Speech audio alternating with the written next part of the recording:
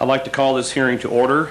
Welcome everyone here today for the Surface Transportation Board's public hearing on rail fuel surcharges in the proceeding entitled STB Ex Parte number 661.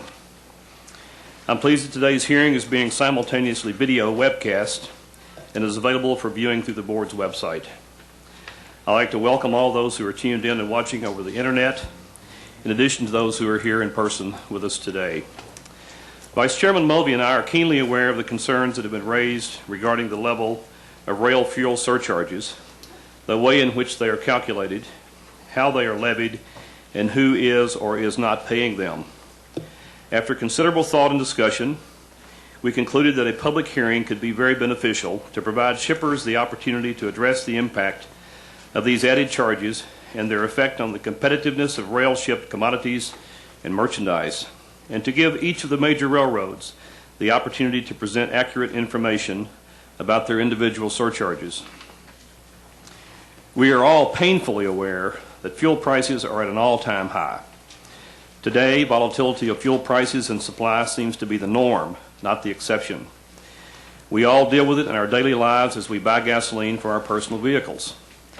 But for railroads, the sticker shock and unpredictability of the current fuel environment has an even bigger impact. While railroads are a relatively fuel-efficient way to move freight, and their fuel efficiency has been increasing in recent years as newer locomotives are added to the fleet, the cost of fuel is a very significant operating expense for railroads. Their U.S. operations consume several billions of gallons of diesel fuel each year. I have not heard anyone suggest that railroads should not be able to respond to the dramatic increases in their fuel costs by imposing surcharges. After all, for the primary freight movement competitors, the trucking industry, diesel fuel surcharges are an accepted practice. Rather, the concern seems to be focused more on how these rail fuel surcharges are calculated and applied, or put another way, with the transparency, predictability, and fairness of the process. We are not without some guidance in this area. This is not the first time federal regulatory process has struggled with fuel surcharge issues. Our predecessor, the Interstate Commerce Commission, faced a near-crisis situation when diesel fuel prices escalated sharply after OPEC imposed its 1973 oil embargo. Back then, the ICC had jurisdiction over motor carrier rates and practices, as well as rail. The rapid escalation of fuel prices hit the independent truckers especially hard. Those owner-operators were typically under contract to perform transportation of regulated commodities for a carrier with operating authority for which the owner-operator received a fixed percentage of the transportation rate. The transportation rate was set by the regulated carrier. The owner-operator was responsible for paying all initial costs connected with providing the transportation, including fuel, out of its fixed percentage of the transportation rate. Fuel costs rose rapidly in the late 1970s, and the owner-operators faced a severe cost crunch. The ICC authorized the regulated motor carriers to impose fuel surcharges on short notice, but this was not enough to solve the problem. Because the carriers did not pay for the fuel, they had little incentive to impose surcharges promptly, and not all of the surcharge was passed through to the owner-operator because of the terms of the contracts. Several interim steps during the late 1970s also proved insufficient. The ICC finally mandated that carriers must pass through to their owner-operators the maximum allowable surcharge amount, regardless of the terms of their agreements with the owner-operators. Read that again. After several interim steps during the late 1970s proved insufficient, the ICC finally mandated that carriers must pass through to their owner-operators the maximum allowable surcharge amount, regardless of the terms of their agreements with the owner-operators. This order was issued by the ICC in 1981 in a proceeding called Ex Parte number 311, Subpart 4. Although the ICC issued this order with the best of intentions to help hard-pressed owner-operators, the federal court ultimately struck it down as being beyond the agency's authority.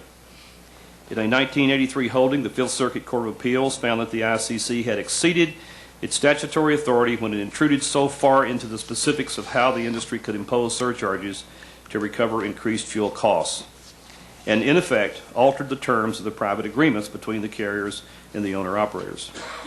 This decision, which is printed at 698 Fed 2nd, 1266, is some of the only court guidance we have in this area. While the facts of that 1983 case are different from the situation before us today in some respects, the two situations are very similar in that both involve indexed, mileage-based transportation fuel surcharges. The Court's basic message is a good one to keep in mind as we proceed here today. The agency must be mindful of the limits on its statutory authority. I think it's also instructive to consider what the Court did not have a problem with in this case. It clearly did not have a problem with the idea of fuel surcharges per se, to enable carriers to cope with fluctuating fuel costs. With that background, let's turn to today's hearing. We have a substantial list of shippers, railroads, and other interested parties that will testify. Some of the questions that may be raised include the nature of the various rail surcharges, how they are applied, how much revenue they generate, how different classes of traffic are affected, what index is used for escalation, and how the board should treat rail fuel surcharges in the Uniform Rail Costing System, or IRCS. The board, of course, has an open mind about these issues. All the testimony, both oral and written, will be given full consideration in this proceeding. I would also like to note that the board has received comments from two members of Congress, Senator Conrad Burns and Senator Byron Dorgan. They requested that their comments be put in the record for this proceeding, and they have been, and as will comments that may be received later from any other members of Congress. I plan to run straight through the witness list today in order until about noon. We'll break for lunch and resume an afternoon session that will begin promptly at 1 p.m. The hearing will continue until all speakers have been heard. I will now turn to Vice Chairman Mulvey for his opening statement. Vice Chairman Mulvey. Thank you, Chairman Buckley, and good morning, and let me add my welcome to our panelists and to those attending the hearing today. We seem to have a full house today. As the Chairman noted, the Board does indeed have an open mind with regard to the issue of fuel surcharges, what troubles the shippers, why railroads need them, and how assessing and reporting them can be improved. We're holding this hearing today to gather information about how various fuel surcharge programs to provide a forum for the expression of views by all parties and to open a dialogue between the parties that will help us move towards resolving the problems created by fuel surcharges. From the shipper's perspective, I can fully understand their desire to be treated fairly. Their call for more transparency in the processes is reasonable, as are their concerns about how fuel surcharges are developed and applied. And as we stated in our March 14th notice for this hearing, the Board is most interested in the issue as to whether railroad fuel surcharges are being set in such a manner so that they are used to recover only the increased cost for the particular movements to which the surcharge is applied. Certainly no one is suggesting that railroads should not be allowed to recoup their increased fuel costs. Simply browsing through the many filings in this proceeding shows general shipper support for a fair fuel surcharge program. But the railroads run into problems with their shippers when the surcharges appear to be profit centers rather than cost recovery mechanisms, and a lack of clear, direct correlation to increases in the cost of fuel actually paid by the railroads and actually used for the particular movements. I believe the Board's authority in this area depends largely on how the surcharges are characterized. Prior decisions on surcharges, while providing some guidance, do not give us a clear-cut answer, as the circumstances are sufficiently different today from those in the prior decisions. While engaging in today's collective's endeavor to shed some light on the issues surrounding railroad fuel surcharge programs, it is my hope that we will establish a substantial record documenting the concerns of shippers, suggestions for improvement on the part of the railroads, and ways in which the STB can help the railroads and shippers work together to find mutually acceptable solutions. Thank you.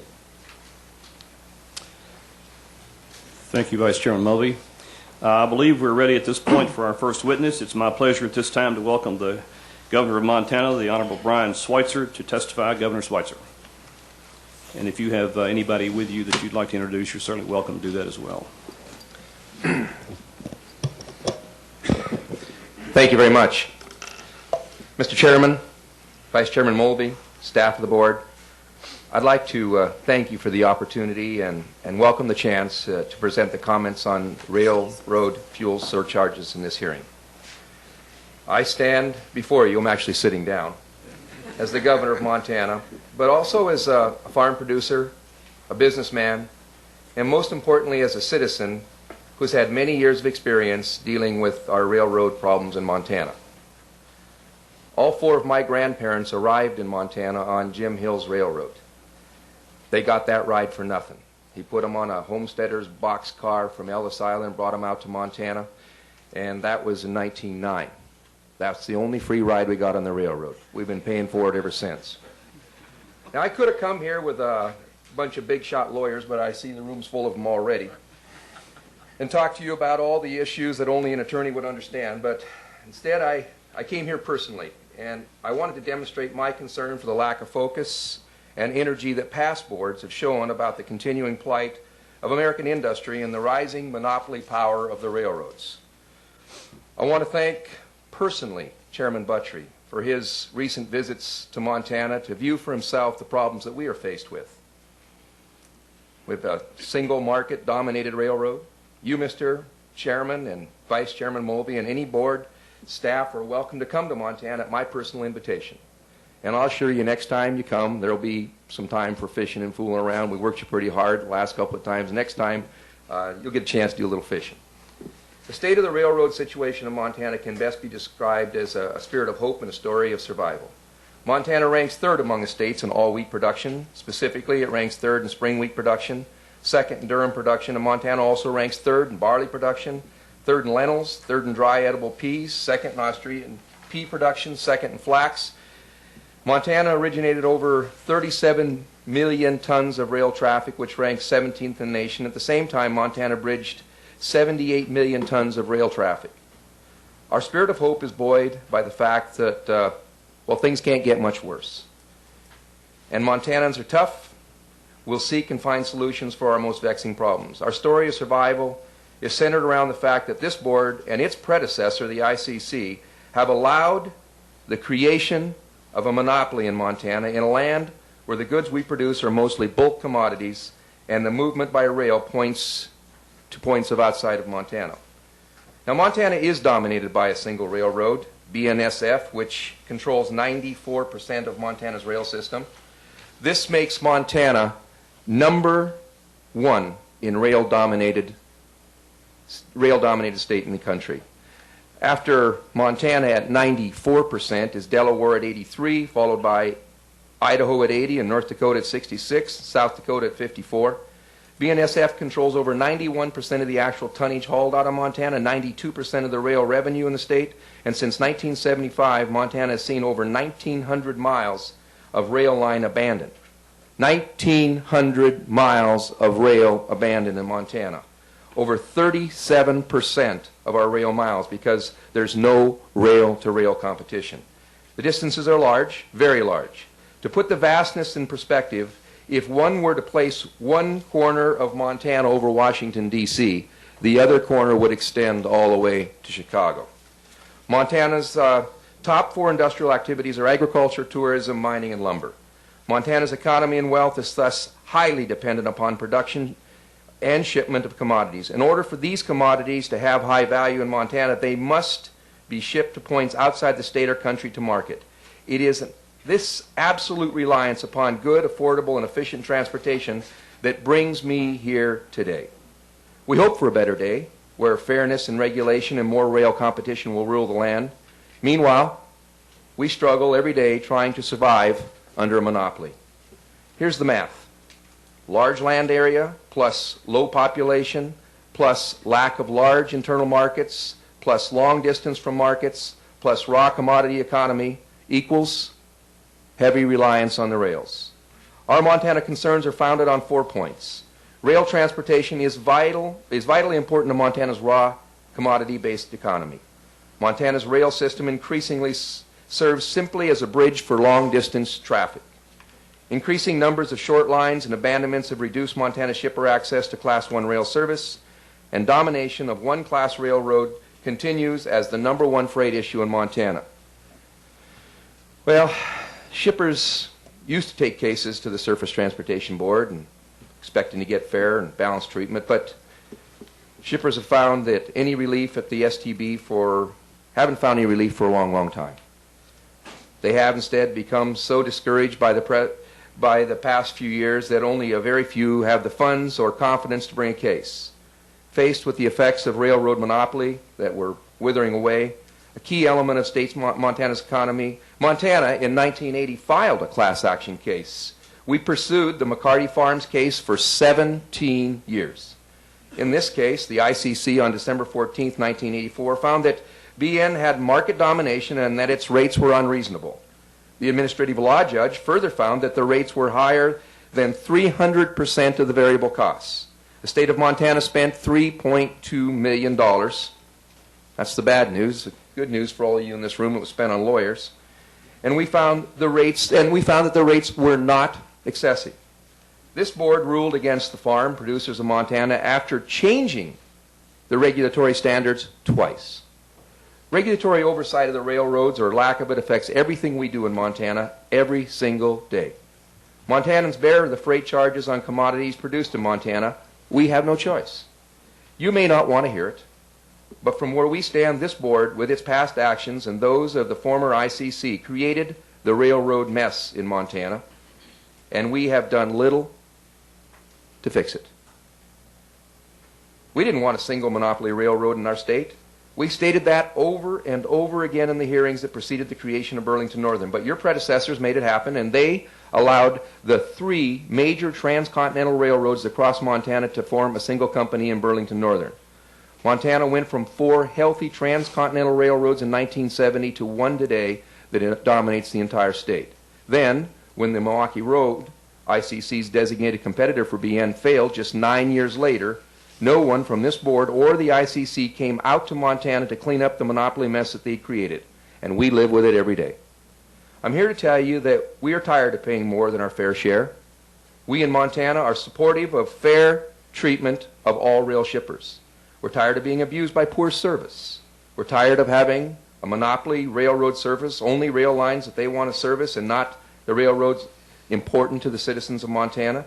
And even though they are still in service, they still use the railroad lines in Montana to hide from the taxman by storing thousands of cars on the light density lines, and Chairman Buttrey, you saw those thousands of cars when you were in Montana.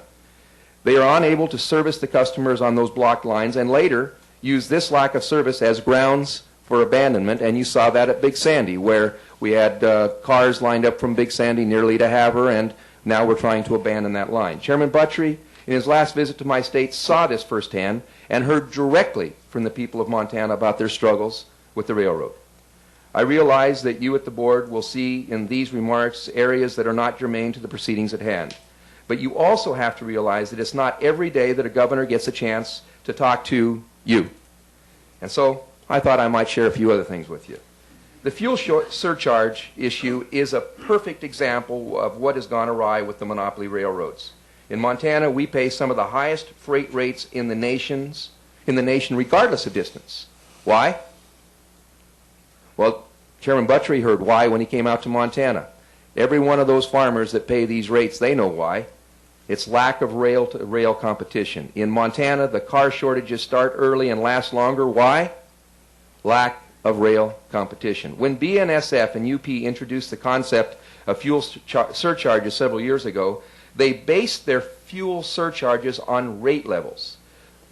Thus, those who were the most captive, who had paid the highest rates, paid the most fuel surcharge. Montanans tired of paying more than our fair share, and that was an unreasonable carrier practice. After a great deal of rhetoric and exchange with BNSF over a number of years, BNSF announced for direct shipments from Montana on wheat and barley that there would be a mileage-based fuel surcharge program because it would be inherently fair to those with elevated rate levels. This amounted to recognition by BNSF that rate-based surcharges are an unfair rate practice. Now, my transportation advisors told me before we saw the devil in the details from BNSF that Montana would be paying more after a switch to a mileage-based fuel surcharge than they were under the revenue-based fuel surcharge. And you know what? We got our money's worth. They were right. Today, Montana rail rates are just as high or higher with the mileage-based fuel charges than they were under the revenue-based fuel charges. Why? Well, because BNSF simply raised the underlying rates and then applied a slightly smaller mileage-based fuel surcharge than the revenue-based fuel surcharge. Thus, BNSF is again making more money, while we in Montana are again subsidizing the rest of the rail shippers and railroads in this country. Yes, BNSF has stated that mileage-based fuel charges would collect essentially the same amount of surcharge as the revenue-based programs. In areas such as Montana, where the rate levels are among the highest in the nation, the switch to a mileage-based fuel charge in Montana should show substantial relief from excessive rate-based fuel charges. The switch resulted in higher rates. And that makes my points to show that railroads continue to overcollect from Montanans. I want you at the board to understand that the truth is that transportation rates we pay include all charges, transportations to the grain elevators, handling, rail rate, and fuel surcharges, and all of those charges continue to go up and up. BNSF is contemplating modifying and reducing the effect of mileage-based fuel surcharges on those shippers, but not in areas like Montana where they have a monopoly. Again, Montanans are paying more than our fair share, and we are darn tired of that. Since I'm in Washington, D.C., I said darn tired. It is my view that the Staggers Rail Act of 1980 was passed. Congress was seeking two major outcomes by focusing on deregulation. The charge was to, number one, produce a stronger rail industry than the one that we had at the time, plagued with multiple bankruptcies, and two, to be protective of the captive rail customers from potential abuse that might occur due to decreased regulatory oversight and the inevitable consolidations that would occur in the future. There is a call for balance in this bill from Congress. Chairman Buttry and I have visited at length about this. Increased rail-to-rail competition was called for by Congress in the Staggers Act. In Title 49, Subtitle 4, Part A, Chapter 101, Section 10101, Rail Transportation Policy, the word competition is utilized in 4 of the 15 parts. Number 1, quote, to allow to the maximum extent possible competition and the demand for services to establish reasonable rates for transportation by the rail. Number 4, to ensure the development and continuation of a sound railroad system with effective competition among rail carriers and with other modes to meet the needs of the public and the national defense. 5, to foster sound economic conditions in transportation and to ensure effective competition coordination between rail carriers and other modes. And number 6 part, to maintain reasonable rates when there is an absence of effective competition and where rail rates provide revenues which exceed the amount necessary to maintain the rail system and attract capital. The most pressing question at the heart of this exploration is what is best to address the public interest. After all, protecting the public interest is clearly what Congress desires when it makes changes in regulatory schemes. In our mind, the rail customer, the public, needs a competitive rail transportation system that provides fairly priced, safe, and reliable service. Are fuel surcharges that recover more than the system-wide fuel cost increases incurred by the railroad a reasonable carrier practice? No. Are fuel surcharges that recover more fuel surcharge for a particular movement than is occurred by a railroad a reasonable carrier practice? Again, no way. Are fuel surcharges that are levied on only a part of the rail shippers at levels that return all or more than all of the fuel price increases for the whole railroad system a reasonable carrier practice? Nope. Are fuel surcharges levied on Montana rail shippers who have no alternative other than rail movement that compensate the railroad for the lack of fuel surcharges on other railroad movements a reasonable carrier practice? Again, no. One shipper should not be charged more than the actual fuel allocated to the movement of their goods. The BNSF's fourth quarter 2005 price for fuel was $1.69 a gallon. At the same time, in December of 2005, they were assessed an 18.5 fuel surcharge on movements from Montana. On a movement from Great Falls, Montana to the Pacific Northwest in dollars per car, the rate was $3,029 per car. My costing experts, and we pay them a lot of money, tell me that the estimated fuel cost on BNSF for each gross ton mile per gallon is $758, based on published fourth quarter 2005.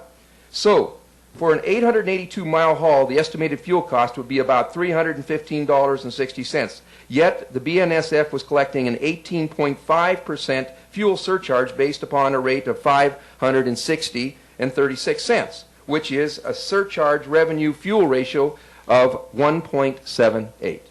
Now, the BNSF was and continues to assess the fuel surcharges that are greater than the actual fuel costs on movements from Montana, even under the mileage-based fuel surcharge system. An unfair rate practice. Remember that when BNSF in January of 2006 changed to a mileage-based fuel surcharge for these same Montana movements, our rates actually increased again. Now, Montanans need fairness in pricing by railroads. They should not have to continue to bear more than their fair share, and that is why this board exists, to bring fairness of practice to the markets dominated by a monopoly railroad industry. Broad change is needed. The railroad needs to price fairly. I'm hopeful that you will find that the way the fuel surcharges are being implemented is an unfair rate practice, and that you will open a rule-making proceeding to instill fairness to the marketplace. I hope that you will see a new day at this board with you, Chairman Buttrey, a great fisherman, and Vice Chairman Mulvey, initiating a more balanced approach that was called for by the Congress in the 1980 Staggers Rail Act. Because there are so many lawyers here and they're billing so many customers, I'm not going to go on any further, but I will enter the rest of my remarks in the written testimony. Thank you very much for this opportunity, and we'll see you in Montana. Thank you. Thank you, Governor, very much for your testimony today. I'd like to also thank you personally for the courtesies you've extended to me on my 2 visits to Montana, and I'm sure we'll be seeing you out there again at some time in the future. We're trying very much to keep this hearing on schedule, and I know you have other appointments today, but I wanted to give the Vice Chairman a chance to say anything he might like to say before you leave us. So thanks for coming such a long way to be here. Thank you, Chairman Buttrey. Like the chairman, I've also spent some time in Montana. I lived there for a while back in the late 60s, early 70s. A beautiful, beautiful state. Been there many times since.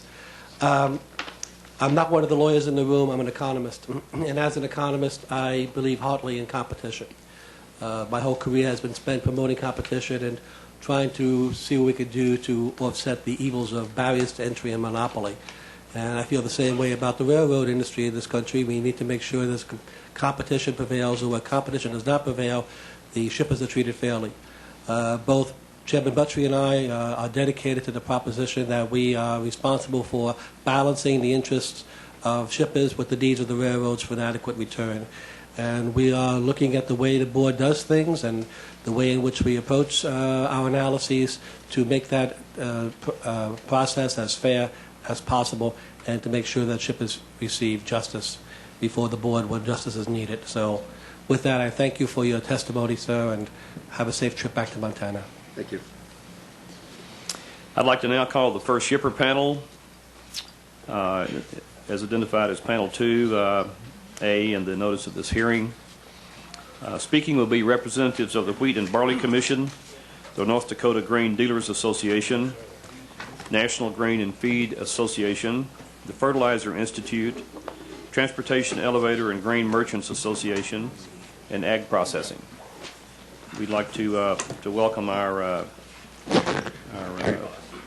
guests today at the board, and what I'd like to do, if I could, for each panel, we'll hear the testimony of all the witnesses on the panel first. I'd like to remind all witnesses that we have read all the testimony that's been submitted. Therefore, each witness should summarize their presentations and emphasize the main points they would like to make, so as to stay within the time allotted. Following the testimony, we'll turn to questions with myself and Vice Chairman Mulvey alternating with questions. and generally limiting ourselves to 5 minutes apiece, and hopefully not even that much because of the press of the time before us today. I would appreciate it if each one of you would identify yourself for the record when you begin your testimony. And let's begin from my left and proceed across the panel to my right. And our first witness may proceed. Chairman Buttry and Vice Chairman Mulvey. Good morning. My name is Eric Wilkie. I am Vice President of Arizona Grain. My office is in Casa Grande, Arizona. I am also Chairman of the Transportation Elevator Grain Merchants Association, on whose behalf I appear before you this morning.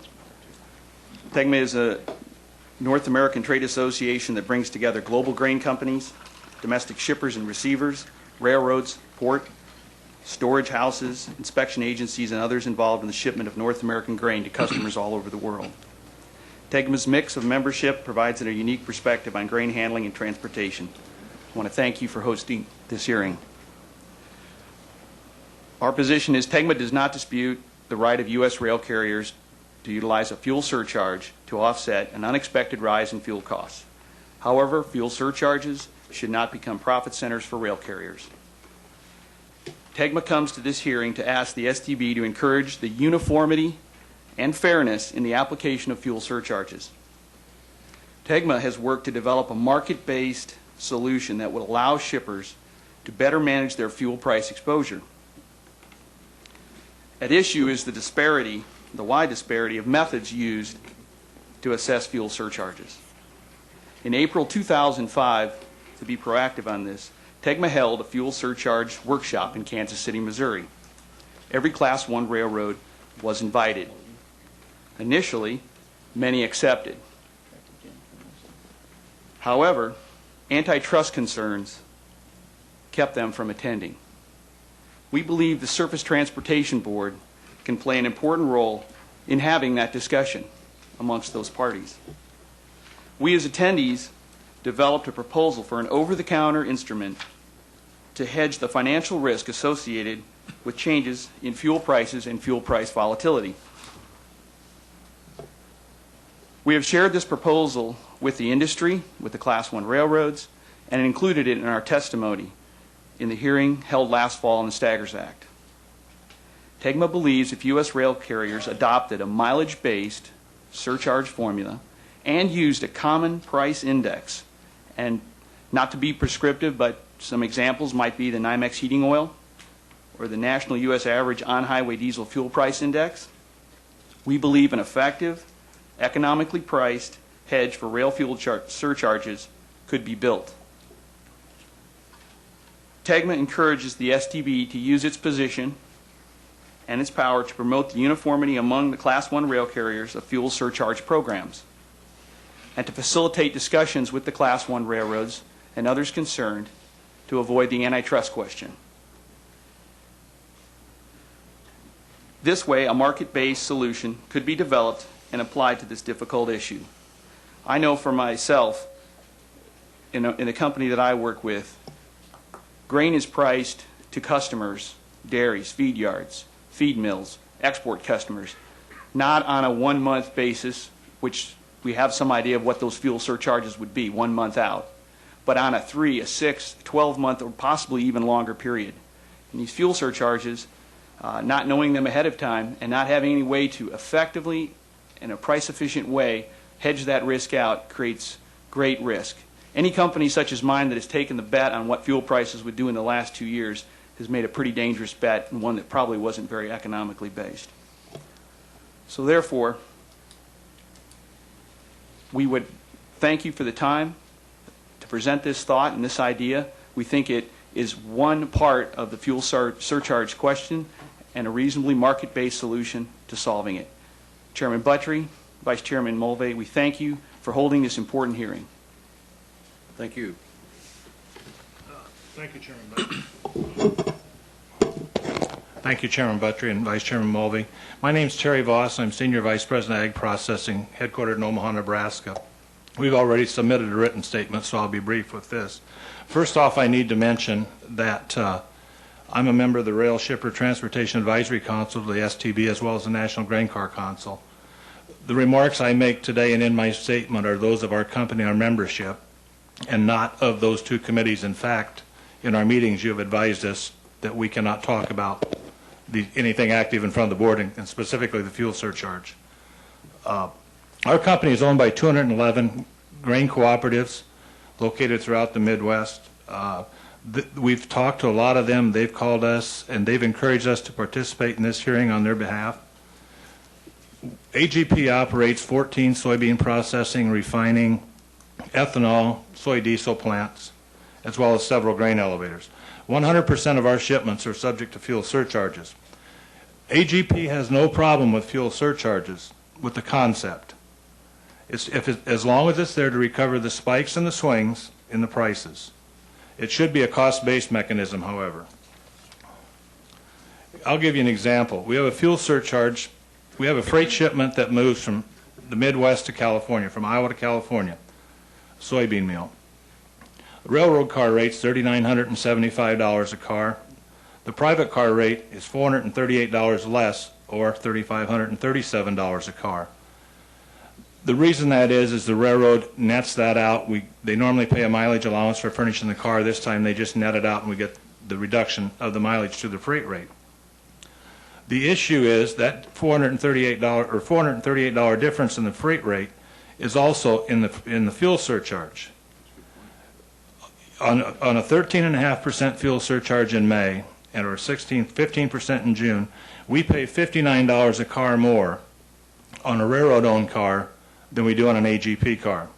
It's the same exact car, same exact weight, same exact product, same origin, same destination, and literally are hooked together in the same train. That is inequitable. That's not a fuel cost that should be passed through. There's no cost difference in my mind in pulling a railroad-owned car versus an AGP car. I'll disagree with Eric here a little bit. We're a member of Tegman. We visited earlier.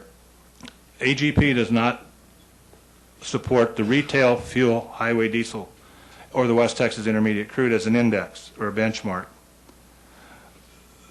The railroads don't operate on the highway and they don't pay the fuel tax that the trucks do, which are included in the highway diesel tax. We feel the railroad should use a wholesale price that are paid by industrial customers, which is available by Department of Energy on their website. This price excludes the taxes that are levied by each state. This year alone, for example, 6 states have already increased the fuel tax that they charge. This artificially, in my opinion, inflates the benchmark or where the railroads bench off of.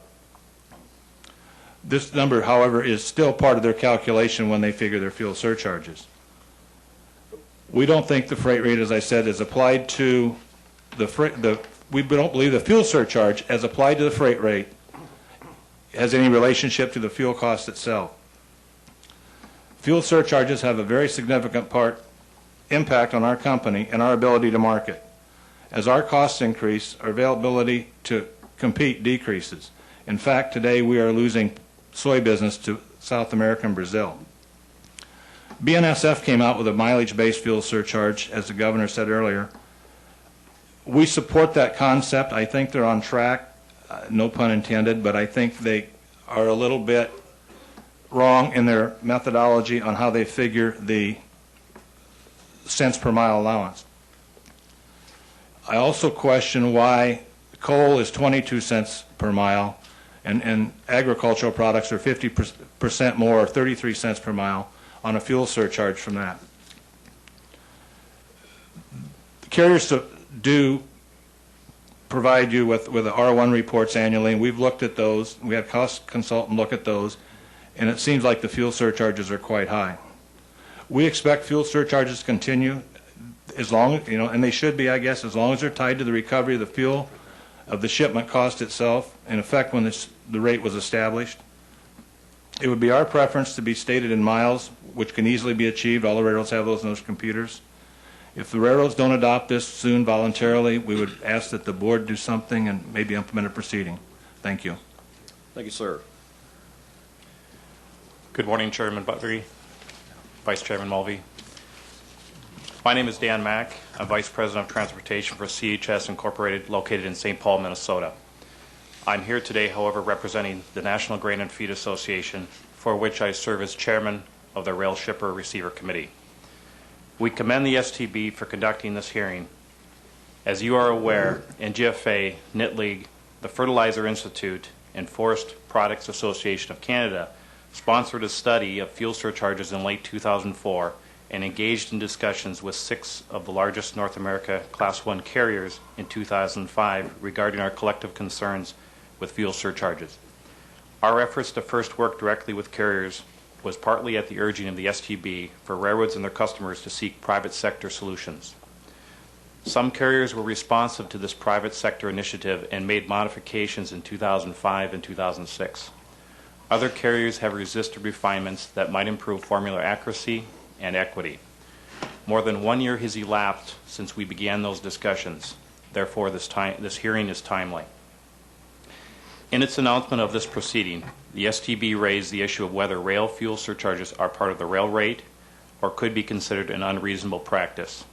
In NGFA's view, it would be a misuse of the ICCTA to require a shipper with a complaint regarding the structure of fuel surcharges to bring a formal rail rate challenge at a potential cost of several $1 million. Railroads have stated their fuel surcharges are necessary to recover unanticipated increase in fuel costs. NGFA does not disagree. However, if fuel surcharges are being used for some other purpose, the railroads have been misleading their customers. A fuel surcharge has never been necessary and would not be necessary today except to recover fuel costs that are not anticipated at the time the freight rate is established.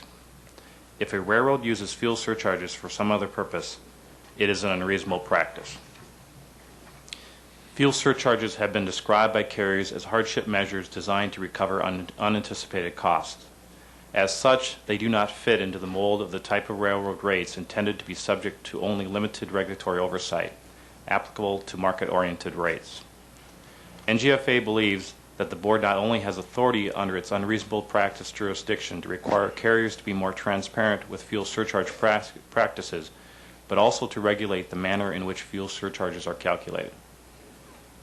I'd like to discuss with you some of our primary concerns regarding fuel surcharges.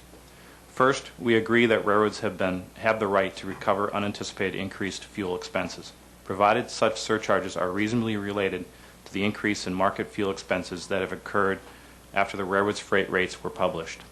Importantly, the measure of what is reasonable or excessive should be applied on a shipment-by-shipment basis, not system-wide for each railroad. Second, in constructing a reasonable fuel surcharge mechanism, we think it makes business sense for the carrier to exclude hedging gains and losses. Hedging strategies are internal to each business and will vary by carrier. Some have suggested that fuel hedging mechanisms for shippers might be a part of the solution to surcharge issues. NGFA doesn't agree with this as a remedy. Over time, hedging is a zero-sum gain and cannot correct for assessments that may be considered excessive. Hedging mechanisms are the risk of the individual carriers and their individual choice. The losses and gains should fall to their own benefit. Thirdly, most railroads assess fuel surcharge as a percentage of the base rate. This fact alone creates an immediate concern regarding the reasonableness of surcharges on individual shipments. This because rail rates are not, in general, highly correlated with the fuel expense of individual movements. Rather, they are an outgrowth of differential pricing. NGFA and many other shipper witnesses offer examples of surcharge cost discrimination that occurs among shippers because the surcharges are applied to rates. Fourth, some carriers take the position that as long as the total collected surcharge revenues do not exceed the total increase in fuel costs compared with a base period, the fact that some individual shippers are being assessed excessively should not be an issue. We have a fundamental disagreement with this stance. A practice that transfers cost burdens from one customer to another is unreasonable. An unreasonable practice that adversely affects only a portion of a railroad's customers is still an unreasonable practice. In our view, it is not justifiable for a carrier to charge a portion of its customers' excessive fuel surcharges to compensate for a commercial business decision to not assess surcharges on other customers. Fifth, rail fuel surcharges have caused a great deal of skepticism among rail customers. A portion of this skepticism is driven by a lack of transparency by the carriers in reporting information. In NGFA's written submission, we provide some estimates of the average per-car overcompensation caused by current surcharges. It should be noted we did make several assumptions in deriving these estimates. We offer specific recommendations on the additional data needed by rail customers to assess whether the surcharges they pay individually are reasonably related to fuel cost increases. The additional data should be provided voluntarily by carriers. If railroads expect their customers to compensate them for increased fuel costs, then they should be more than willing to provide appropriate documentation to demonstrate they are only assessing charges that recover those costs and nothing more. However, to ensure uniform compliance and to ensure data comparability, we urge the STB to require the reporting of this information by the carriers. Our analysis indicates that comparing the fourth quarter of 2005 to a base fuel cost period in the fourth quarter of 2001, the average shipper paying the full surcharge was being overcharged by all 6 major Class I carriers. The range in overcompensation for fuel cost increases ranged from $10 to over $80 per car, under what we view to be very conservative assumptions. Keep in mind that this is only for the average shipper. Those shippers that already pay the highest rates are likely to be overcharged more. To explain why we believe overcharges are occurring, first, there is a fundamental bias in some of the carriers' formulas. What we mean is that as the price of oil and diesel fuel rise, the formula calculations provide more surcharge revenue than can be justified by the true cost impacts on the carrier's operations. Another factor that affects most the carriers is the formulas were designed in an area when rail rates were much lower than today. Applying the same formula in today's higher rate environment creates a double dipping effect caused by the interaction of higher fuel surcharge percentages applied to a substantially higher rate. Our point is that many of the factors that affect fuel surcharge assessments have changed. Those that have changed are rail rates, the relationship between diesel fuel and crude oil prices, fuel efficiency, and lastly, the overall level of fuel prices. Because of these changes, we recommend that each of the carriers undertake a serious review of the accuracy and equity of current fuel surcharge formulas and make necessary adjustments. In this review, we also urge the carriers to consider alternative means of assessing surcharges that are truly more related to fuel cost increases of individual shipments. Specifically, we would recommend the following. First, carriers should seriously consider surcharge systems that are not applied to the freight rate. Because of the equity issues caused by differential pricing and because of the rate escalations over time, possibly per-car charges with some adjustment for mileage ranges on individual movements should be evaluated. Secondly, to assess fuel surcharges only to the appropriate extent necessary to allow carriers to recover fuel costs increases unknown at the time the freight rate was published.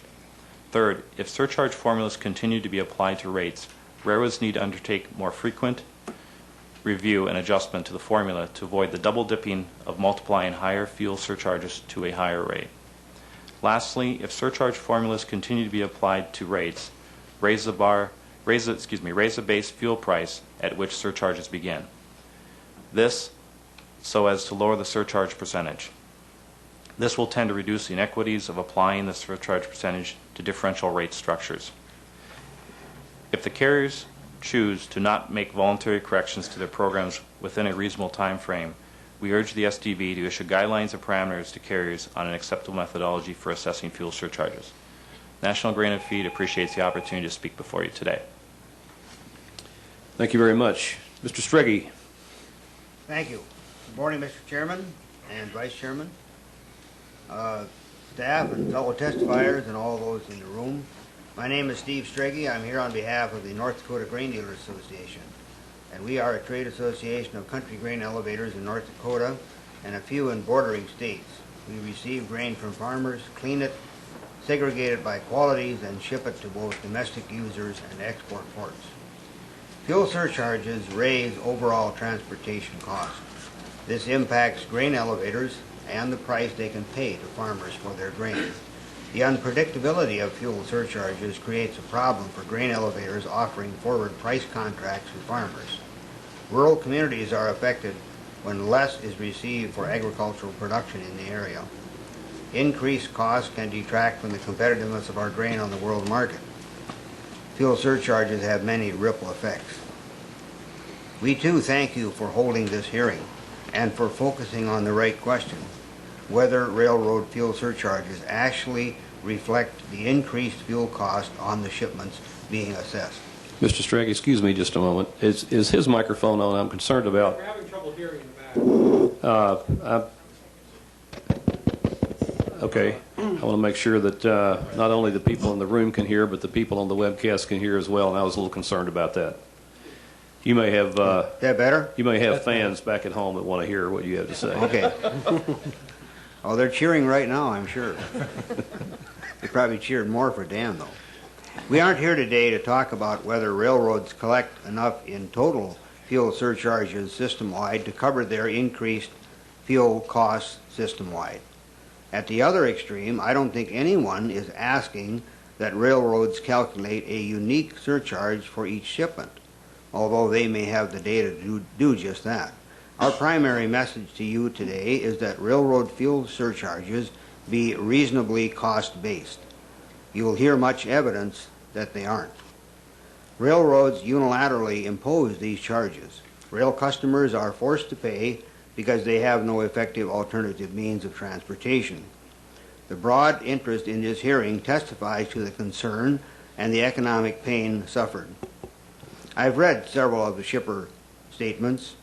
Common themes include evidence of overcharges and the desire for cost-based surcharges.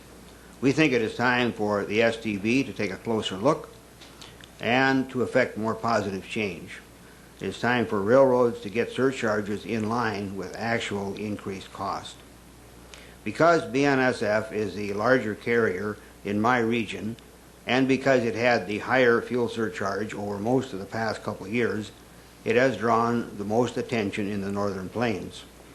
Early last year, BNSF said it was collecting fuel surcharges on only half its revenue base. To the extent some payers were being overcharged to make up for those who were not paying, this is robbing shipper Peter to pay expenses generated by shipper Paul. This is an unreasonable practice on any railroad. According to a brokerage house analysis quoted in our written submission, some railroads were using fuel surcharges to pad their bottom lines. Railroad earnings were said to face a headwind or drag if fuel prices decline. We believe assessing more fuel surcharge than actual increased fuel expense is an unreasonable practice. Gentlemen, you have read our written testimony, including the spreadsheet about increased fuel cost versus fuel surcharge on BNSF. It used fuel cost from mid-2002, when BNSF last had zero surcharge, and compared that to fourth quarter 2004. To its credit, the BNSF has changed its method of calculation, but on a specific movement basis, our experience and data point out the inaccuracy of using a rate-based method of calculation, which all the railroads except BNSF still do. So I'd like to highlight a few things from that experience. In one case, the fuel surcharge on a train load was over $41,000, when the actual increased cost was less than $14,000. Surcharges were up to 6 or 7 times the increased fuel cost. Surcharges sometimes exceeded total fuel cost. Surcharges on different grains from the same origin to the same destination varied by 50%. These are unreasonable practices. In some cases, surcharges were less for longer hauls than for shorter hauls, of the same weight over much the same route. In one example, a haul of nearly 1,300 miles paid 70% more per car mile than a haul of almost 1,750 miles. We think that defies common sense and is an unreasonable practice. We compliment BNSF Railway for making the change to a mileage-based surcharge on grain and coal this past January 1. This is a step in the right direction. It has at least partially eliminated some of the distortions just mentioned. We think other railroads should follow BNSF's lead and improve upon it. It seems common sense that mileage must be a component of a reasonably cost-based fuel surcharge. Driving the family car or a railroad locomotive 1,000 miles consumes more fuel than driving at 500 miles. Another component to a mileage-based surcharge is the per-car mile charge. We wonder how BNSF arrived at 33 cents per mile for grain this month, but only 22 cents per mile on coal.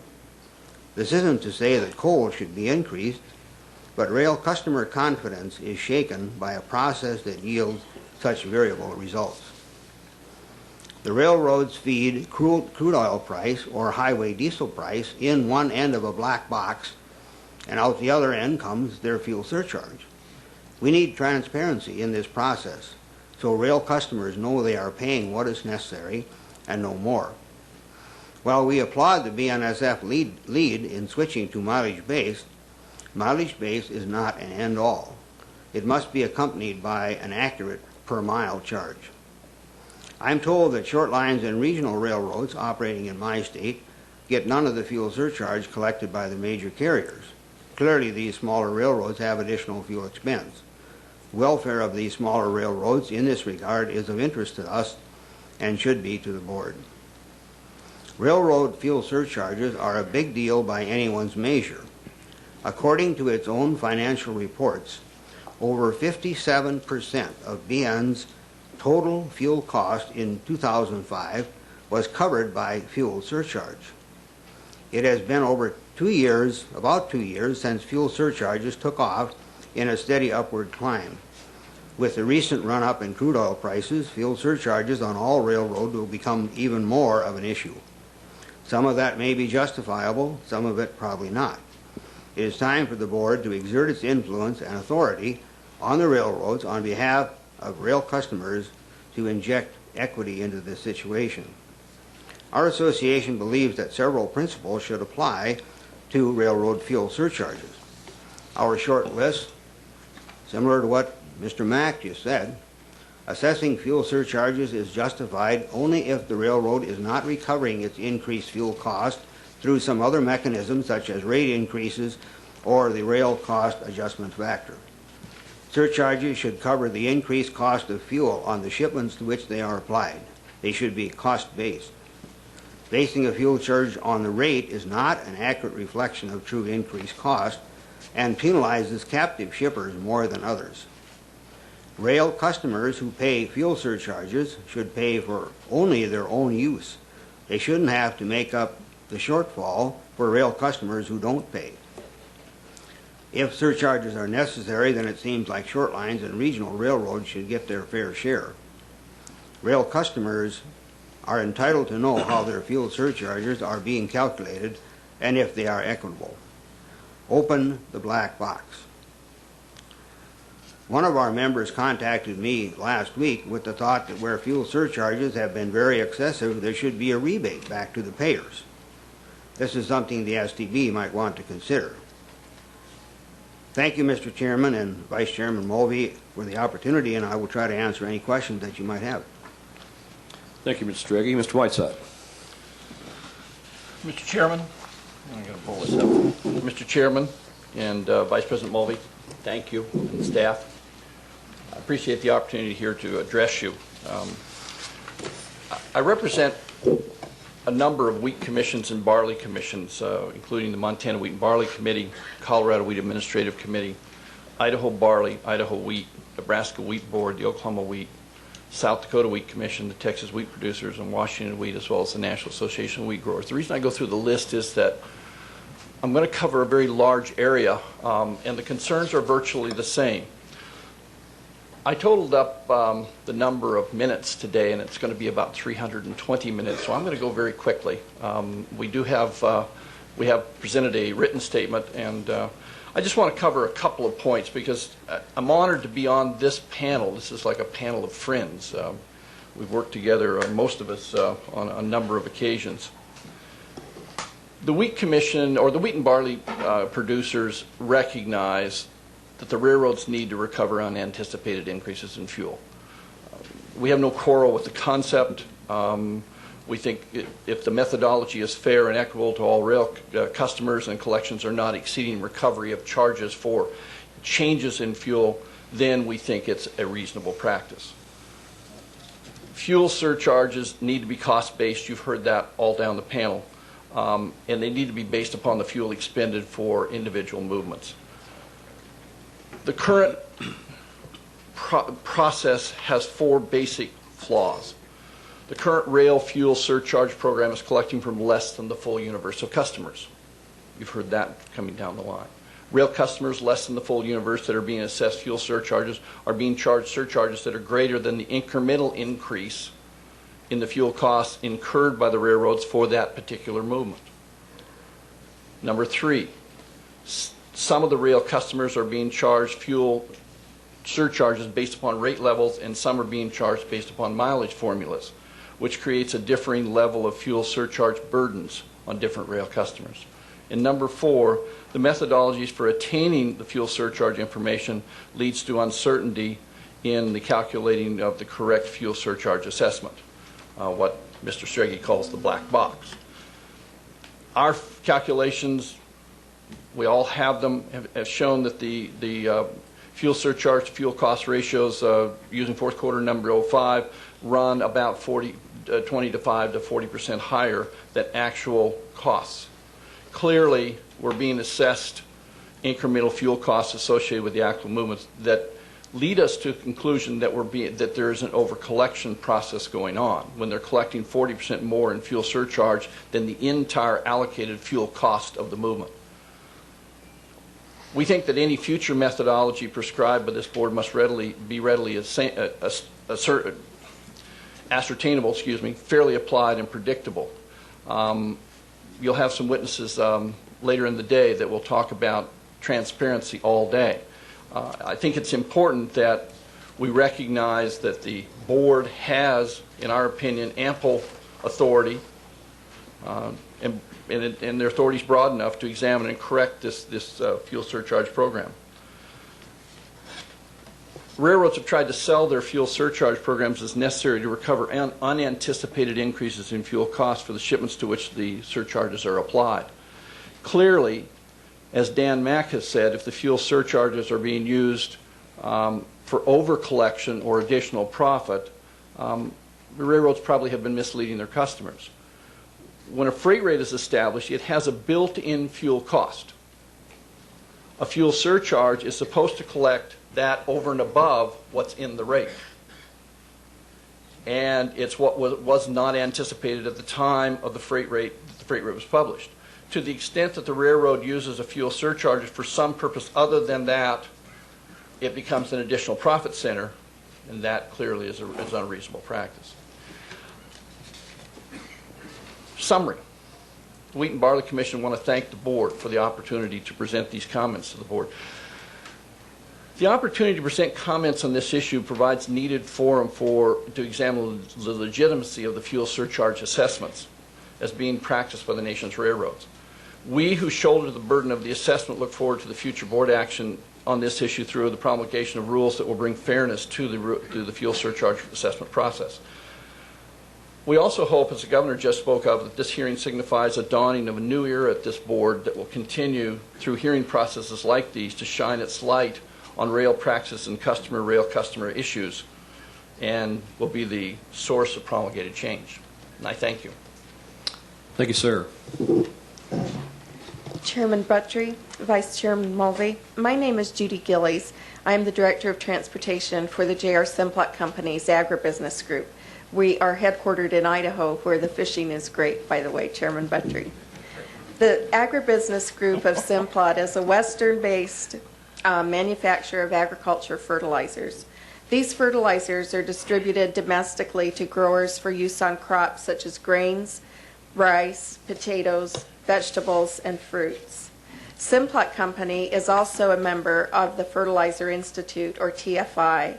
TFI is the National Trade Association for the fertilizer industry, which represents fertilizer producers, distributors, retail agricultural dealerships, equipment suppliers, engineering firms, distributors, retail agriculture dealerships, engineering firms, importers, and other companies involved in agriculture.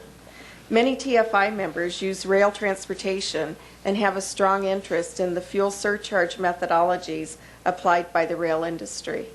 Fuel surcharges, if administered properly, are an appropriate means for railroads to recover charges with today's highly volatile fuel costs. Shippers recognize the importance of financially strong railroads and the need for railroads to recover extraordinary fuel costs. However, TFI members are concerned that the fuel surcharge methodologies employed by Class I railroads are over-recovering the fuel costs. TFI co-sponsored a rail fuel surcharge study with the National Industrial Transportation League, National Grain and Feed Association, and other organizations in the year 2004. The result of that study substantiates this concern. While there are numerous problems with the current fuel surcharge methodologies used by the Class I railroads, three problems stand out. One is that the fuel surcharges are not based on actual cost. All but one Class I railroad assesses a fuel surcharge based on a percent of the transportation rate of each move. Fertilizer rates are a commodity market-based rather than mileage-based rate. Due to the differential pricing of rail transportation rates, commodities assessed higher rates must pay more in fuel surcharges than commodities assessed a lower rate. This is so even when the cost of fuel is the same. A second problem with the current fuel surcharge methodology is the lack of transparency. Shippers find it difficult to determine the cost of fuel for a particular move. It's equally difficult to determine if a shipper is paying too much under the fuel surcharge methodology program today. The third problem TFI is concerned with is that there is no measure to verify the extent of over-recovery by the Class I railroads. It is TFI's understanding that some shippers do not pay fuel surcharges due to exclusions in current contracts. Railroads should not assess higher fuel surcharges to shippers not protected by current exclusion clauses to recover the fuel costs of shippers with the exclusions. As previously mentioned, rail rates for fertilizer are market-based. Factored into these rates is the cost of steel, labor, and fuel.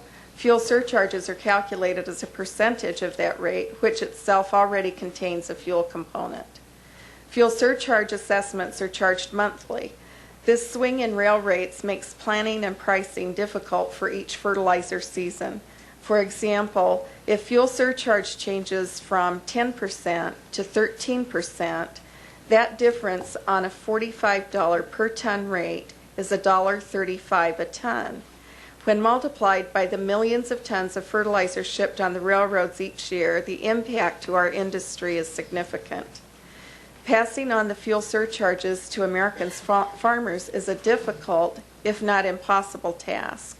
Farmers use fertilizer, plant nutrients, and micronutrients to grow the grain, corn, potatoes, vegetables, fruits, and other products. Because of the ever-increasing cost pressures upon the farmers, they are very concerned about their input costs and often simply cannot afford to pay the higher transportation rates. Thus, it is the manufacturers of these important components of our agricultural economy that must cover the fuel surcharge costs. Again, TFI and shippers in general appreciate the need for the rail carriers to recover the incremental fuel costs.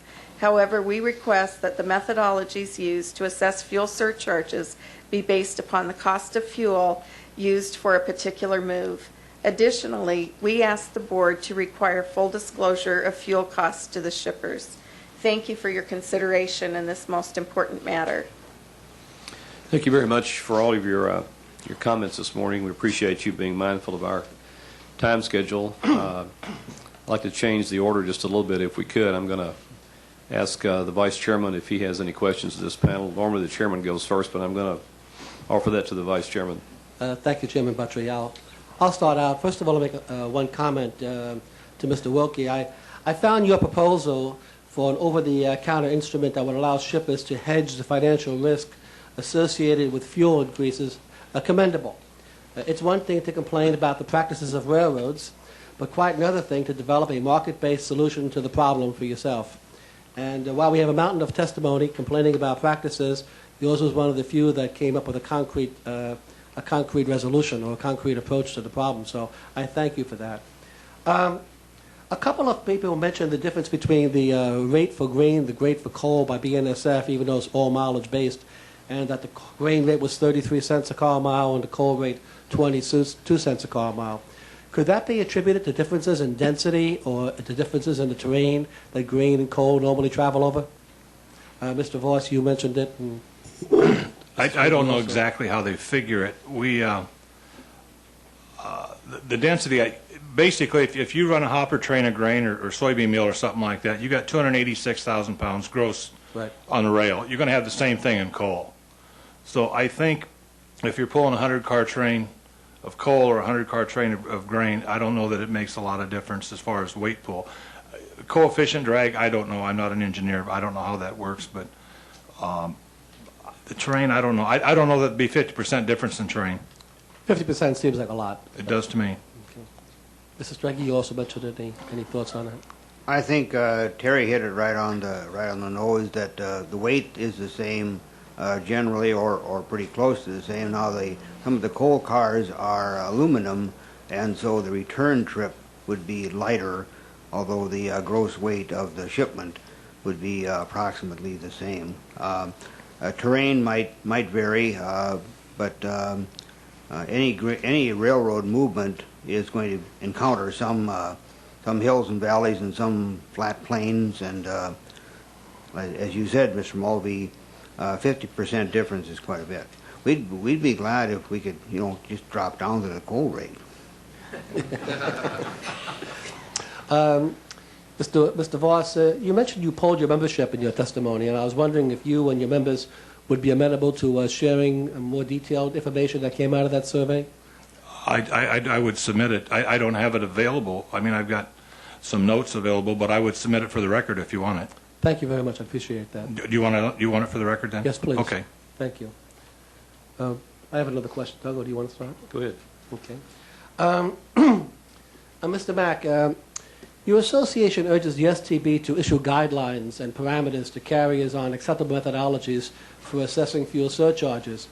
But does the board really have the expertise in this area? I mean, should the STB give some guidance as to what is reasonable in general terms, for example, by stating, for example, that surcharges should bear some direct relationship to consumption of fuel? Or would you have the board designing entire programs, which I'm not sure that we can do? I think that the way you would do that, obviously, some of the burden would be on the board, some of the burden would be on the rail industry, both shippers and railroads, to come together and determine what is an equitable and logical approach. Obviously, the authority lies in your side of the equation, however. You said that you expected that hedging and the benefits from hedging should accrue to the carriers. They take the risk, so therefore they should get the benefit or pay the cost if they hedge wrong. But that's not widely agreed upon by other members of the shipping community. Does anybody do have differences as to how hedging should be treated? Should we take into account hedging in determining what a fair fuel surcharge is, or shouldn't we, and say that that's the railroads taking a risk and they should benefit or not, depending upon what happens? I can give a perspective. Our perspective is simply that the risk assessment is entirely the railroads, whether they choose to hedge or not. Essentially, a hedge is locking in a price. It's not necessarily locking in a better price than you could derive at a later date or a worse price. It's simply deciding to lock in a price. If there's a gain from that hedge, that should be the reward to the carrier for taking that risk. If there's a loss to that hedge, or in other words, they could have bought fuel at a later date at a cheaper price, but they made a decision to hedge, that's also their burden to bear. Our perspective from a shipper community is that we're not asking for a refund, nor do we want to make an additional payment to cover any losses that may have incurred from a decision to hedge. Some have suggested that hedging should be taken into account in deciding whether or not how much the rate should increase. If the railroads had hedged the price of fuel, then that should be taken into account in looking at what the fuel surcharge should be. Anybody want to comment that the other way? I agree with Dan. I don't, if they want to hedge, that's and put the money in their pocket, fine. They're going to be upside down sometime on it, and they're going to have losses, and we don't want to participate in those. Yeah, I guess I would agree also, Mr. Mulvey. The amazing thing is that the way it works right now is we've talked to the railroads and they say, well, the hedging should be ours, but the losses should be yours. and that's not fair either. So I think divorcing both of them probably makes a lot of sense. We've heard anecdotal information and even testimony to the proposition that there may be other customers, rail customers, other than contract customers who are not paying fuel surcharges either, for one reason or another. I don't know whether any of you have information or evidence of that practice being prevalent in the industry or not, but we keep hearing that over and over again, that the contract carriers that have these provisions in the contracts that do not allow escalation clauses or fuel surcharge, any extra charges of any kind being placed on top of the rate that's in the contract, being prohibited. Is it your understanding, or do you believe that there are situations out there where there are certain customers who are being given preferential treatment by carriers who are not under contract for one reason or another? Mr. Chairman, I could address that perhaps. I submitted a letter with my written comments from the Burlington Northern Santa Fe that a year ago they were collecting from only 50% of their revenue base. I don't know if the other people were all contract or not. That was not said, but at that point it was only half. So it is a serious problem, because if you're trying to make up 100% from 50%, well then you're going to have to overcharge them. Is anyone suggesting that there's some mechanism for getting to that issue in terms of how you would get to that or solve that problem by going after the contract situation where the contracts conclude that there are no fuel charges can be assessed? I mean, it doesn't seem to be anybody who's suggesting that there's some way to do that. Mr. Chairman, if the railroad agreed with these shippers that there would not be an escalation clause for fuel surcharge, I guess they should be stuck with it. But they should not be allowed to collect the shortfall from somebody else. The data that's been used to support the argument or support the facts about the difference between charges on grain and coal interests me. I was wondering if you could tell me if some effort has been made in the collection of that data and the presentation of that data, the difference between, or whether that takes into consideration the fact that a lot of this coal is moved under contract and is not moved at a tariff rate, and grain is handled a little bit differently. Is there some evidence or some information you might be able to shed on that? Anyone in the panel? I'll just throw out a thought, and it's strictly a guess, so I'm going to leave it that way.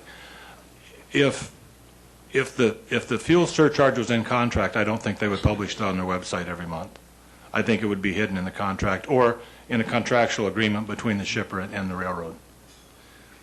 Our experience has been that with our clients is that up till about 1999, 2000, there were contracts that were being made by the railroads that had no cost escalation in them for fuel.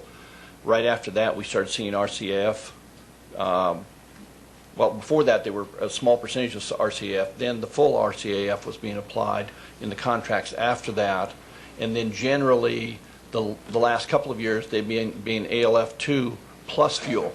So what we're seeing is that as those contracts that were cut back in the late 90s are coming due, they're going to be subject to at least ALF2s probably in fuel. So that catch-up will occur at some point, if you're following what I'm saying. So, but I think the recognition is that in 1999, no one ever thought about fuel as being something that would just skyrocket. And so they weren't even building them into a lot of the contracts that I've been associated with. Our company has not been successful at all in renewing any of our contracts without the fuel in it. Right. So now all of our contracts are subject to fuel. At one time, not all of them were. Right. And that may be what the railroads are unwinding. And I'm going to assume that as they renew these contracts, they're going to treat those the same as they did us and make them subject to fuel. Chairman Buttry, you asked a question earlier, if I may, about the are we seeing any fuel surcharge relief for anything but perhaps a contract that was written without a fuel surcharge? To my knowledge, I have not seen that. We have heard evidence, too, that some discussion about on the mileage based from the higher mileage areas, that one of the railroads is looking at a block mileage to cover a whole area instead of applying individual mileages. Again, the shorter mileage people probably end up suffering in that kind of environment. Do any of you pay fuel charges based on actual railroad mileage, or is it figured on some other basis, like taking out the old Rand McNally map and measuring it or something? All the mileage on Burlington Northern Santa Fe is rail miles. Yeah, I talked a little bit about in my statement about the transition trauma that was associated a little bit with that. I don't blame the railroad because it was trying to come up with a new methodology, but it became very complicated for a while until they finally settled on rail miles. And that's in my statement. So if we ever come up with some methodology, it should be very clear and transparent. Is there only one railroad that's using the rail miles, or is there other people using different types of indices? To my knowledge, BNSF's the only one. And it applies on BNSF direct only, not on interline. Yeah, if it's, no, BNSF, what I'm saying on the mileage, it applies on coal and it applies on grain. Other commodities, I believe, for the most part, are still a percentage of the freight rate or the freight bill. There was a number you mentioned about mileage-based rates being fairer than weight-based rates. If you could design a system to replace the current rate-based rates, would the BNF system with mileage be the one you would use, or could you envision some other kind of adjustments to that system or another system that might be fairer? Everyone seems to agree that we need to cover the cost of fuel to the extent possible. Does anybody have a suggestion for a more optimal system than the one we have now, or the one that BNSF has proposed? I'm not saying the BNSF system is optimal. It's a good system. I think it's just priced wrong. I think the BN system is a good model as long as it's cost-based and the mileage charge per mile reflects the cost base. I think I agree with Terry. I think that's a good start. The real issue is if it's over-collecting, if it's collecting more than the total fuel of the whole movement and not just the incremental, then the system's still awry a little bit. Needs adjustment. Mr. Chairman, I would say that mileage has to be part of the equation. That's pretty, I think it would be obvious. Now, the other factors that would go into it, weight, probably one. Maybe there's something about the aerodynamics of train movement. And I don't want to make it too complicated, and I don't want to have railroads assessing a unique fuel surcharge on each movement.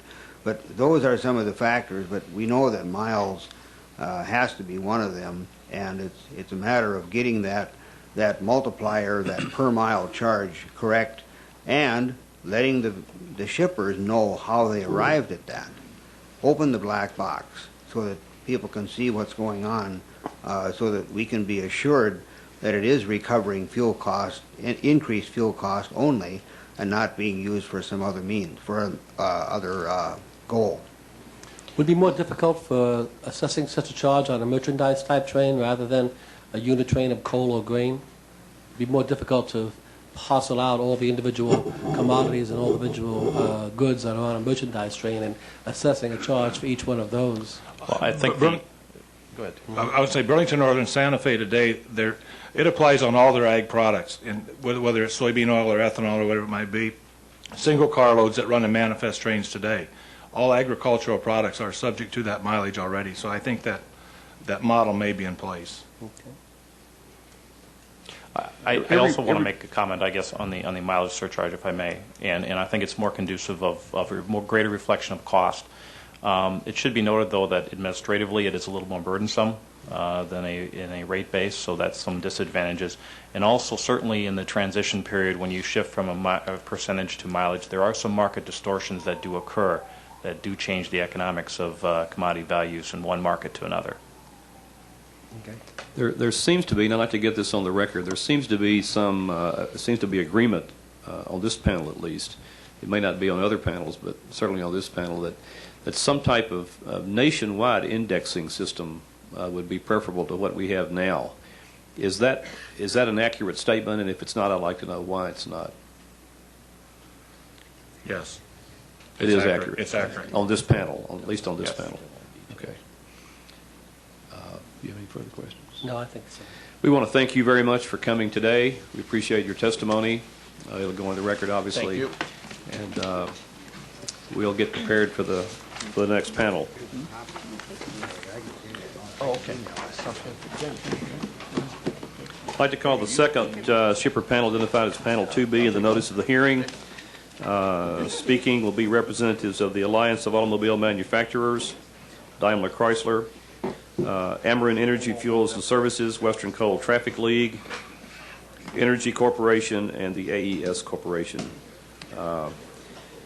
Again, Vice Chairman Mulvey and I will hold our questions for the panel until all have testified. I would appreciate it again if each speaker would identify yourself for the record at the outset of your comments, and we'll continue to proceed with the witnesses from left to right.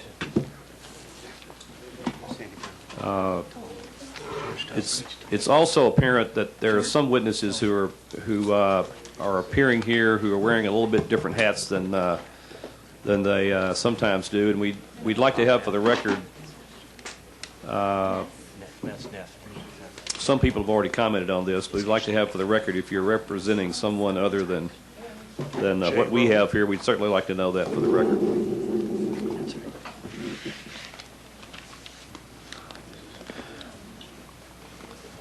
We have enough chairs.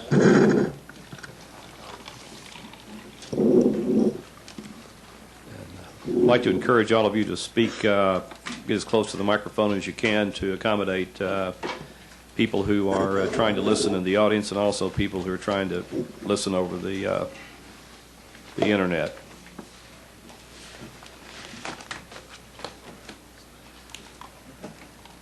And we'll start from my left to my right whenever we're ready on the PowerPoint.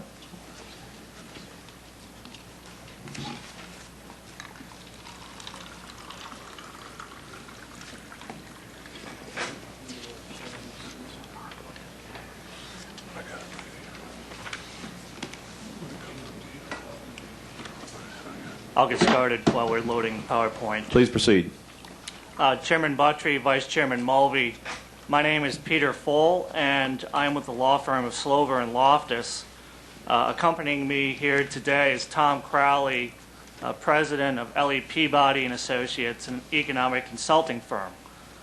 Together, we're here today on behalf of the Western Coal Traffic League, an association of 18 electric utilities that collectively move approximately 140 million tons of coal by rail on an annual basis.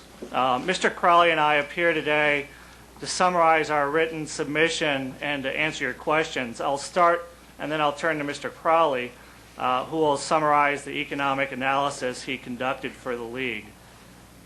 The board has called this hearing to discuss the question of whether the carriers' programs are, quote, being used only to recover the increased cost of fuel for the particular movement to which the surcharge is applied.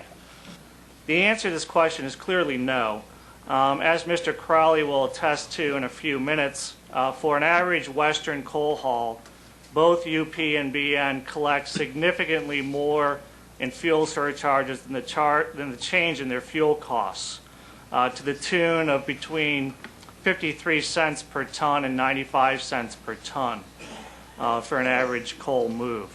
Coal League members are well aware of the recent run-up in gas prices, and they don't generally have an issue with the carriers attempting to recoup the costs of their services. 25 years ago, the ICC adopted the Rail Cost Adjustment Factor Index as a mechanism to enable the railroads to adjust their rates to cover changes in their service costs. As Mr. Crowley will explain, unlike the price data currently relied on by the Western carriers in their fuel surcharge programs, the RCAS fuel index closely tracks the carrier's per gallon cost of locomotive diesel fuel. But the carriers apparently have decided to move away from the proven RCAF index by implementing more lucrative fuel surcharge programs that overcompensate them for their incurred fuel costs.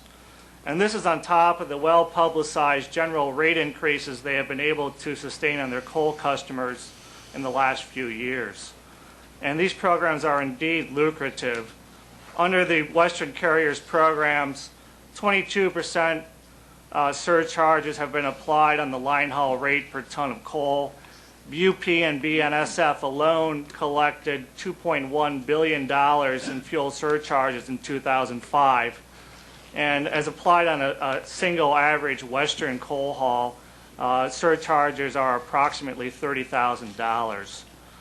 Under governing precedent, rail carrier surcharge programs have been sparingly permitted in the past.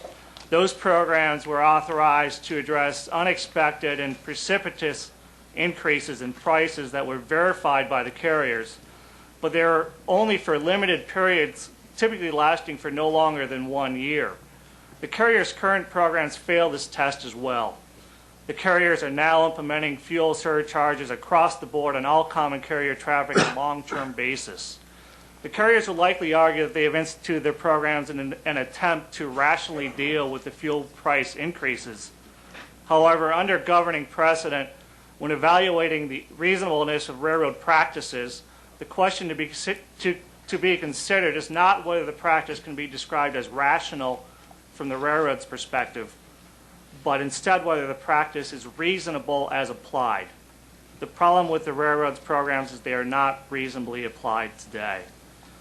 The board is the only regulatory watchdog that is capable of addressing industry fuel surcharge practices on a consistent basis in a manner throughout the nation and with a view towards balancing the interest involved. The Coal League submits that the board has the obligation to ensure that the carriers do not continue to collect any fuel surcharges on movements that do not reasonably track their increases in fuel costs. The Coal League's analysis verifies that UP and BNSF fuel surcharge programs bear no reasonable relationship to their involved service costs to individual customers, and they should not be allowed to be sustained in their current form. Carriers should instead employ the standard and proven cost recovery mechanism, the RCAF, to recover increased fuel costs on individual movements. Thank you, and I will now turn to Mr. Crowley to describe his analysis.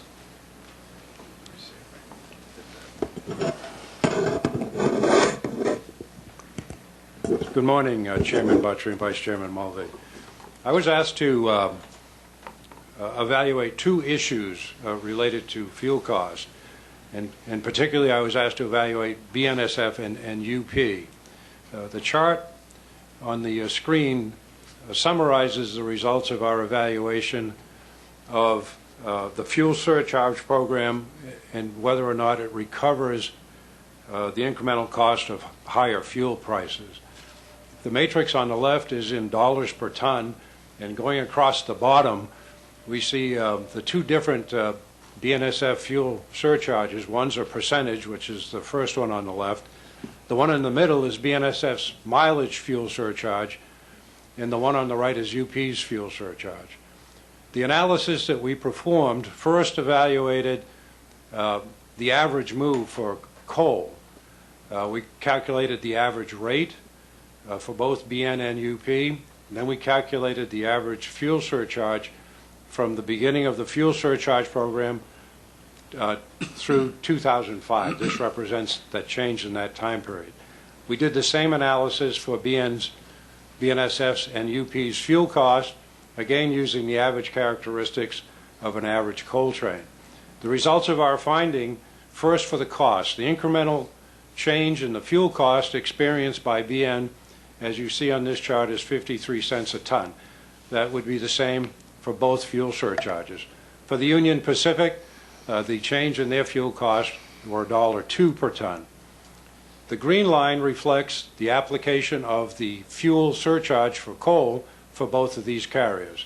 For BNSF, on a percent basis, the fuel surcharge would generate $1.30 per ton, and the difference between those two numbers obviously is the amount that the fuel surcharge over-recovers.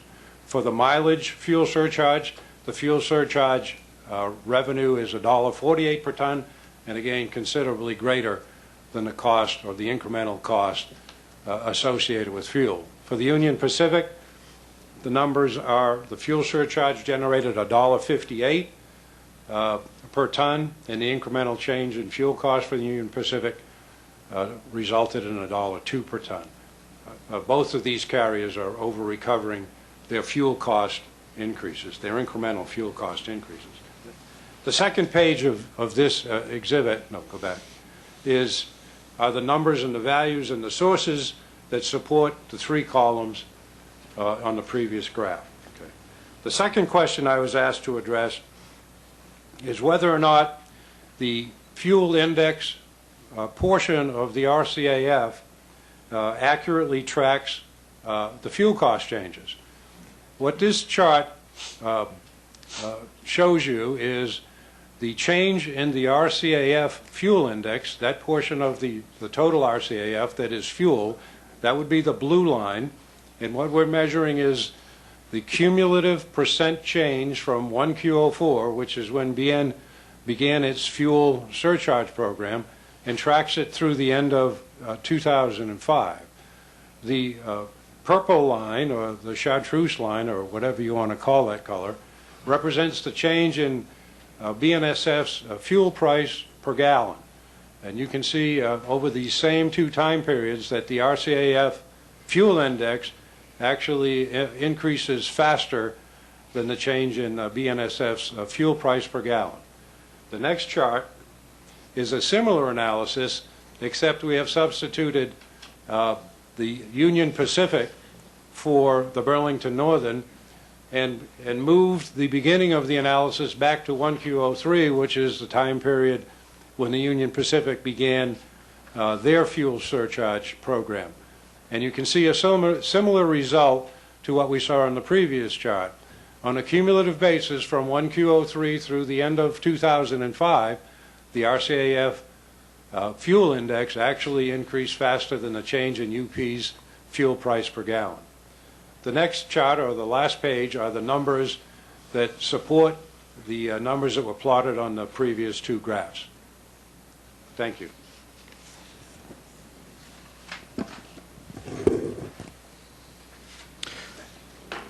Hello and good morning, Chairman Buttry and Commissioner Mulvey. I would like to thank the board for taking up the issue of fuel surcharges and allowing me the opportunity to speak with you today. My name is Bill Mole. I'm the Vice President of Commercial Operations for Entergy Services, Inc., a subsidiary of Entergy Corporation. I'm responsible for the procurement of all limited and long-term resources for both fuel and generation for the Entergy operating companies. The purpose of my testimony today is to highlight Entergy's concerns with the fuel surcharge programs instituted by the nation's railroads. I will not address the board's authority to review fuel surcharges or issues related to mileage-based surcharges, both of which are sufficiently covered in our written comments. Entergy Corporation is an integrated energy company engaged primarily in electric power production and retail distribution operation. We own and operate power plants with approximately 30,000 megawatts of electric generating capacity and deliver electricity to 2.7 million utility customers in Arkansas, Louisiana, Mississippi, and Texas, as well as numerous wholesale entities. Our generation fleet includes several coal plants. Most of the coal fueling these plants comes from the Powder River Basin in Wyoming and is shipped to the plants by rail car. For example, Entergy's subsidiary, Entergy Gulf States, receives coal shipped from the Powder River Basin pursuant to contracts with BNSF and the Kansas City Southern Railway, or KCS. These and other railroad transportation contracts now impose fuel surcharges upon the buyer. In order to simplify my testimony today and relate specific real-life experiences with railroad fuel surcharges, I will occasionally refer to the Burlington Northern Santa Fe coal transportation contract for Entergy Gulf States' Nelson plant in Louisiana. BNSF imposes fuel surcharges under that contract through BNSF's Public Rules Book 6100, Item 3380. I wish to emphasize, however, that Entergy surcharge issues are not limited to Burlington Northern, but apply to all railroads having transportation contracts subject to fuel surcharge tariffs. Contrary to the claims of some of the railroads, Entergy is not requesting re-regulation of the railroads. As a threshold matter, Entergy does not object to the concept of fuel surcharges, provided that the surcharge is allowable under the contractor tariff, is limited to the purpose of recovering or refunding genuine documented variations in fuel costs from those assumed and built into the transportation rates to which they apply, and are transparent and subject to regulatory oversight. To ensure that this prerequisite is met, Entergy recommends that 5 pass-through principles be applied to any railroad fuel surcharge mechanism. These principles are: 1. Fuel surcharge mechanisms should be strictly cost-based and should not increase the railroad's profitability for the movement to which they apply. 2. Fuel surcharge mechanisms should be transparent and subject to the oversight of regulatory authority, in this case, the board. 3. Fuel surcharge mechanisms should provide for both positive and negative fuel surcharges to allow railroads to recover significant fuel cost increases, as well as allow customers to recover significant fuel cost decreases, as compared to the fuel cost assumed and built into the rates to which they apply. In addition, no minimum fuel surcharge should apply. 4. While we prefer the use of a railroad's actual cost to calculate fuel surcharges, to the extent an index is used, the index should be determined by the board with input from shippers and other stakeholders to most accurately track variations in the actual unit costs railroads pay for fuel. Lastly, non-fuel costs should be clearly segregated from fuel cost. Cost adjustments based upon indices that include both fuel and non-fuel costs should reflect the relative split between the two and prevent over-recovery. These 5 principles are not new to the market. They're based on similar principles which are applicable to Entergy and other utilities that pass through fuel costs for electric generation directly to their customers. For these companies, fuel cost-related price adjustments, both upward and downward, are accomplished through an expedited regulatory process conducted separate and apart from the utility's other cost-related rate adjustments. Adopting and applying Entergy's proposed principles would help ensure that railroads recover their actual fuel costs for rail movement, the stated purpose for fuel surcharges, and that their customers are not overcharged for fuel. Today, there are no such assurances. In fact, BNSF's fuel surcharge at the Entergy Nelson's plant is expressly not strictly cost-based and allows for the possibility of significant cost over-recovery. The absence of a cost-driven surcharge is apparent from the way it is calculated.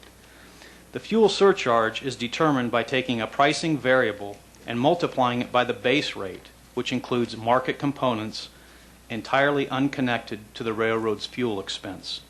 For BNSF's fuel surcharge, the variable is established by the index price for on-highway diesel fuel, or HDF. The formula provides that if the HDF index price is, say, between $3 and $3.09 over the billing period, the added fuel surcharge for that period is 22.5% of the base rate.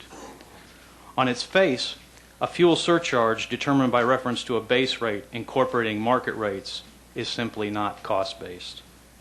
The effect of this methodology is to increase incremental fuel surcharges when movements have high market values, regardless of the movement's incremental cost to the railroad. Further, the HDF index itself is not an appropriate measure of a railroad's actual fuel costs.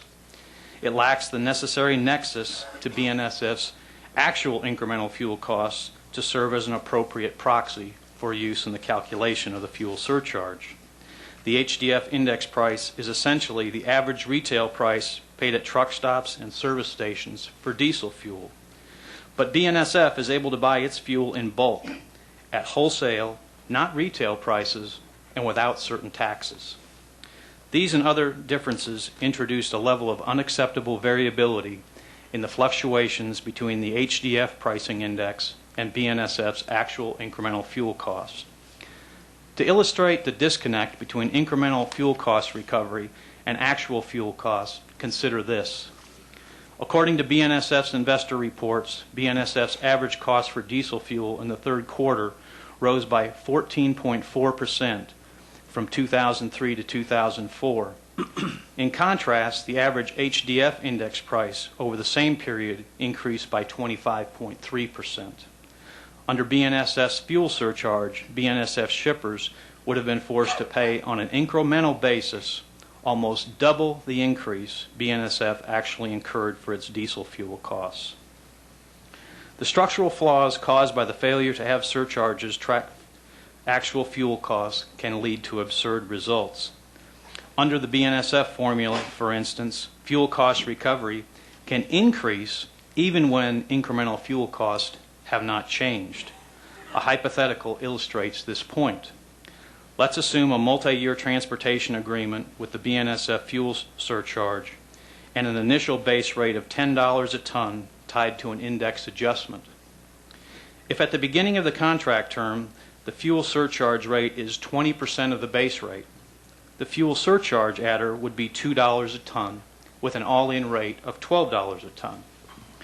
Now assume that after 1 year, all non-fuel index costs escalate by 5% and that fuel costs stay flat. The base rate would bump up to $10.50 a ton, and despite the fact that fuel costs did not rise at all, the fuel surcharge adder at 20% of the base rate would increase to $2.10 a ton. Similarly, if instead of staying flat, fuel costs actually dropped after that first year, such that the fuel surcharge rate worked out to be 19.5% of base rate, the fuel surcharge would be $2.05 a ton, an amount greater than the $2 a ton in the first year when fuel costs were actually higher. It makes no sense for a fuel surcharge to increase in periods of static or falling fuel prices, yet that is exactly what may happen under our rail transportation contracts. Another failing of BNSF's fuel surcharge is that it does not provide for negative adjustments if and when fuel costs fall below a threshold level. Dips in fuel costs accrue exclusively to the railroad's benefit under the current formulation. This one-way treatment of fuel costs has been imposed by railroads and is fundamentally inconsistent with the purpose of a fuel surcharge. Moreover, BNSF's fuel surcharge mechanism offers no assurance against double dipping. Indeed, it is quite possible that the current cost of fuel, or at least a portion of it, was already factored into new BNSF base rates and is being recovered from customers separate and apart from the fuel surcharge. We know that BNSF's fuel surcharge mechanism kicks in when the HDF index price exceeds $1.24 per gallon.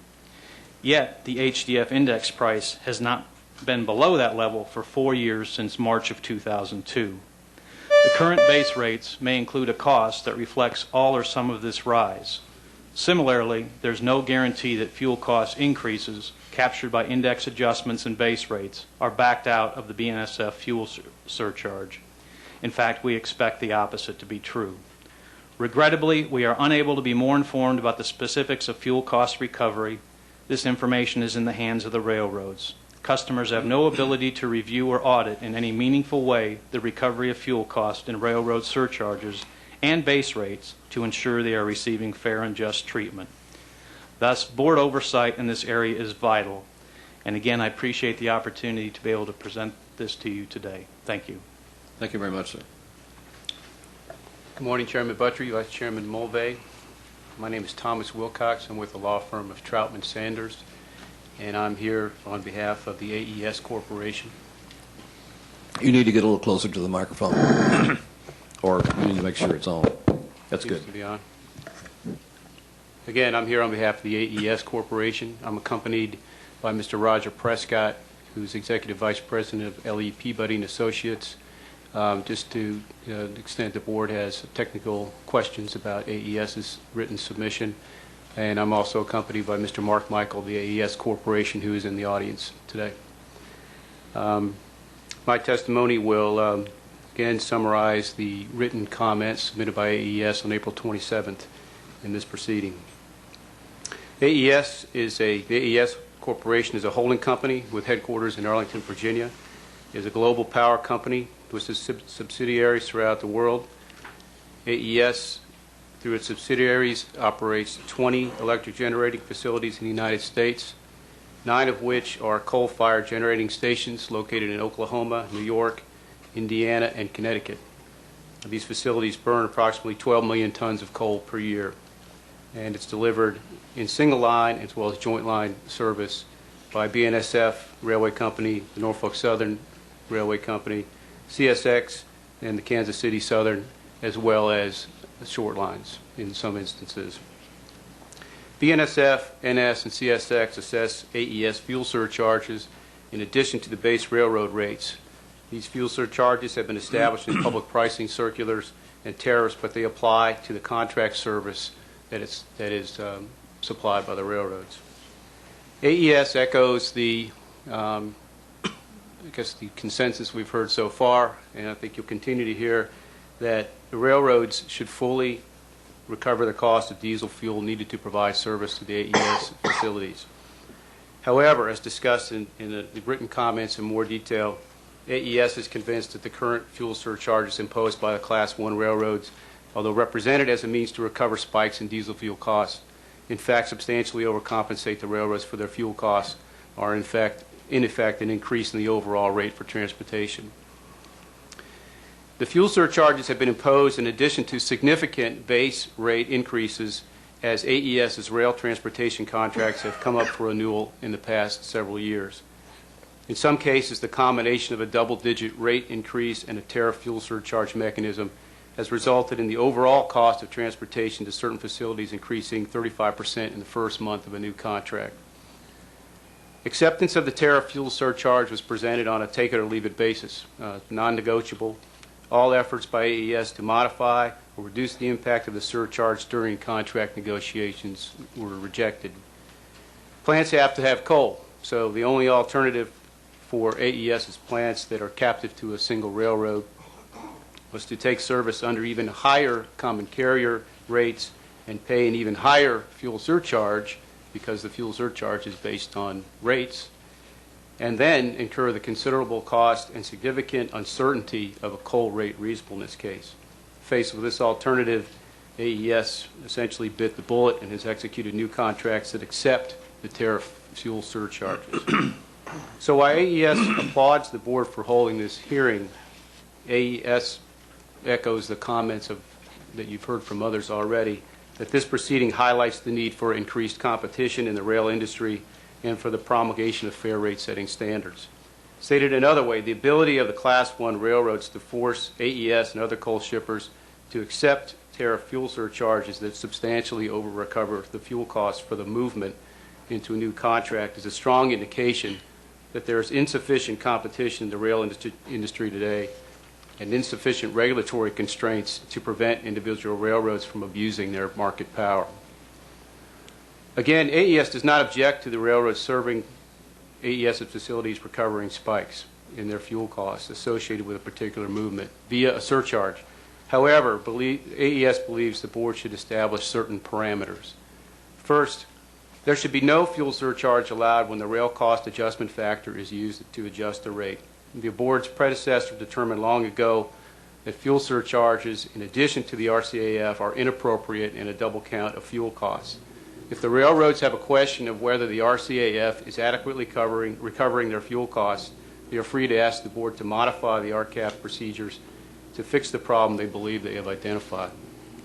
Second, to the extent the rate is adjusted using index without a fuel component, such as the all-inclusive index less fuel, AES agrees with Entergy that the provision should work both ways. The mechanism should be expressly limited to recovering increases and refunding decreases in the fuel costs built into the transportation rate. A true fuel cost recovery method that is fair to both parties would track the increases and decreases in an agreed upon or established price per gallon of diesel fuel at the time the rate into effect multiplied by the gallons consumed by the movement. Third, the surcharge and the fuel cost is based upon, must be transparent and subject to regulatory oversight. You've heard that many times this morning, and AES agrees. To the extent the board does not already receive sufficient data from the railroads, it should modify its existing standards to require the railroads to submit the necessary data. The board has jurisdiction under 49 U.S. Code 10702 to determine whether the railroad's fuel surcharges are an unreasonable practice. AES believes the fuel surcharges implemented by the railroads serving AES facilities are unreasonable practices because they are designed to provide the individual railroad with revenues that exceed the spikes in diesel fuel costs for a particular movement.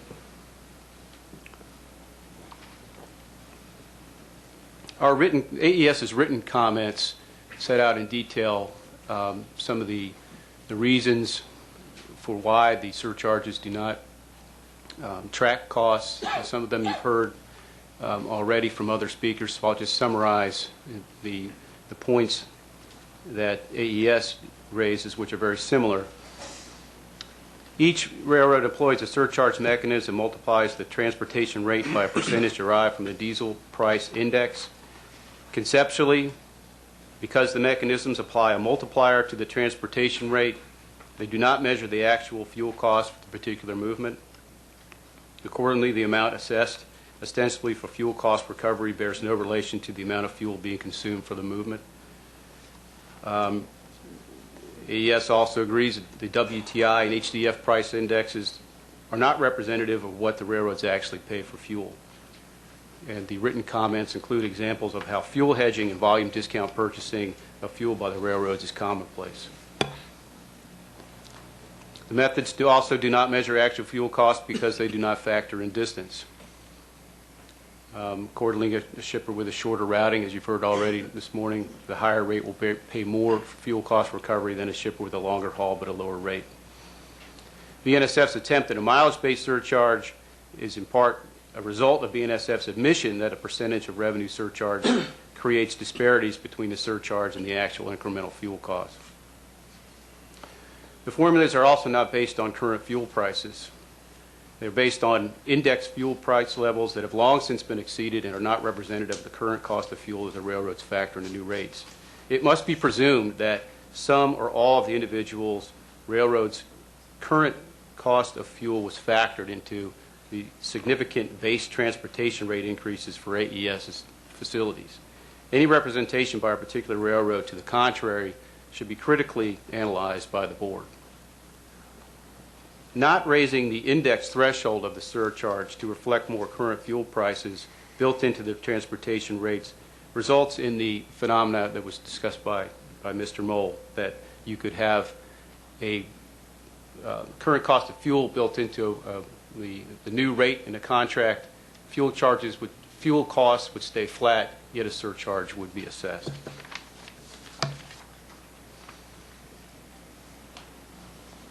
NS admits this, and it's in its April 24th announcement that it intends to rebase its current fuel surcharge threshold to $64 a ton. It's essentially an admission that the current $23 per barrel threshold currently used by NS is far too low and results in revenues that exceed fuel costs for particular movements.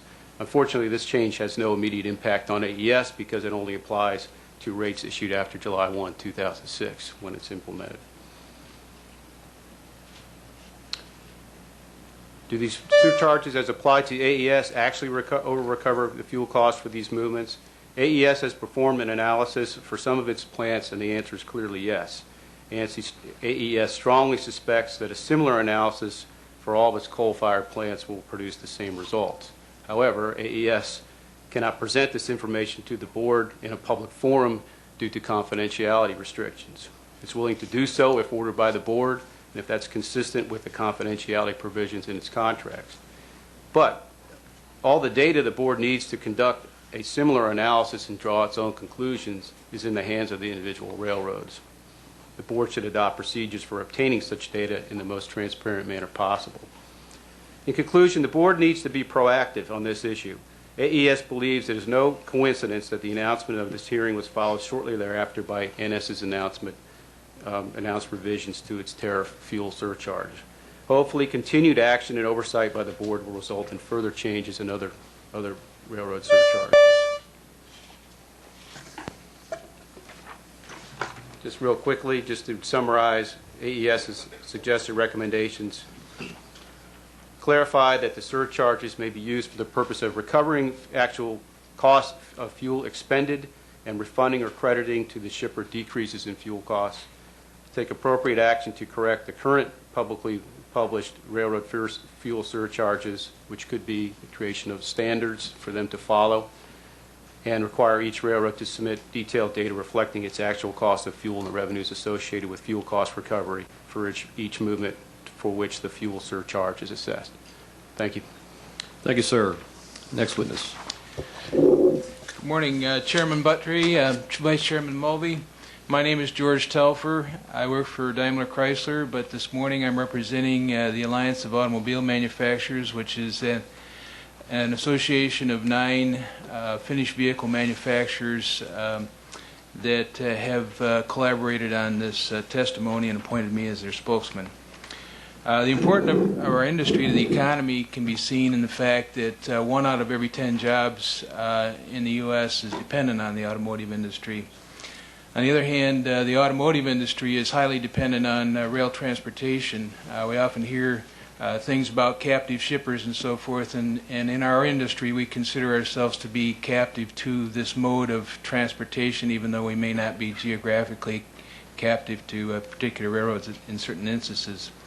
This can be seen in the fact that about 75% of our finished product goes to dealers by way of rail out to distribution points. If this product were to be switched to a highway mode of transportation, it would take a 10-fold increase in the haulaway rigs that you see carrying cars on the highway, which just wouldn't work on the highways, number one, and number two, there just wouldn't be enough trucks, there just wouldn't be enough drivers to accomplish that. So the bottom line is that our industry needs to use rail. It isn't an option. In addition to the finished vehicles, we ship a lot of our materials into our plants by rail as well. Before getting into the specific topic of the fuel surcharge, one of the things that the Alliance wanted to make clear is that while we have concerns on this particular topic, and we do want to express or probably echo pretty much what other shippers have said about the fuel surcharge mechanisms and where we would like to see things go, at the same time we would like to reiterate that we really are not pushing for re-regulation, and I certainly haven't heard that on behalf of other shippers either. So, but just to make that clear from the automotive industry that we're not looking for regulation. We're just looking for help and a voice in Washington that will help us work with the railroads to achieve the solutions that we think need to be put in place. One of the things that's been talked about this morning is that, gosh, fuel is going up. Has gone up. It's a problem. It isn't just a problem for the railroads. It isn't just a problem for fuel surcharges, but it's a problem for anybody that drives a car.